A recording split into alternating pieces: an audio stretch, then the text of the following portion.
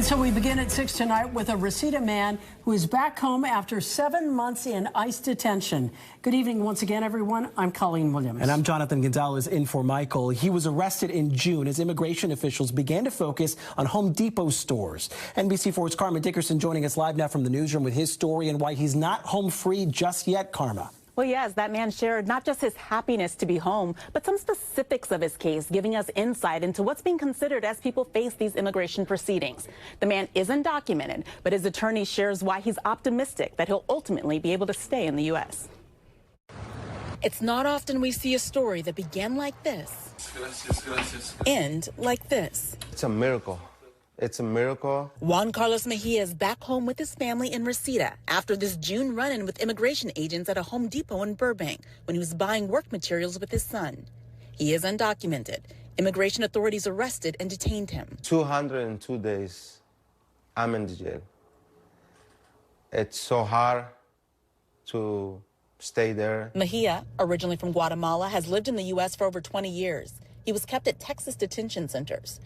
Throughout the last year, Telemundo 52 spoke with his son and wife about his struggles. Meija was originally kept at a detention center near the Mexican border, potentially on a fast track to deportation, when a mix of goodwill and good fortune led him to an attorney and a move to what his attorney sees as a more favorable detention center in El Paso. And we actually had told the family, be careful that he should not sign this voluntary return. He has a good case. This is one, even if he has to tough it out, this is one worth fighting. Attorney Jeremy Anderson advised Meija not to agree to voluntary deportation based on the merits of his case. Little to no criminal record, significant time in the U.S., more than 10 years, and U.S. citizen or legal permanent resident, parent, spouse, or child under 18. Meija has now been released on bail, thanking everyone who supported him. That doesn't mean he's home free.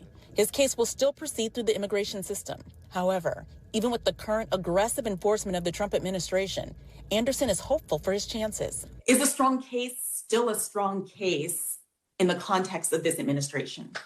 Yes, it is. Even in the context of this administration, a strong case is a strong case. And to the credit of good immigration judges, we are not seeing a broad deviation from the legal standard.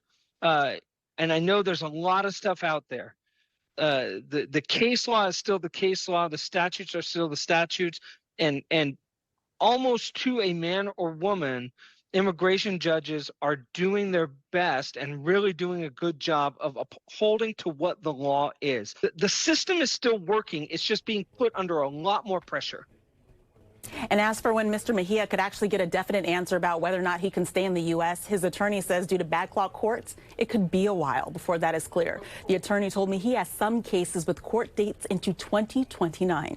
Karma Dickerson, NBC4 News.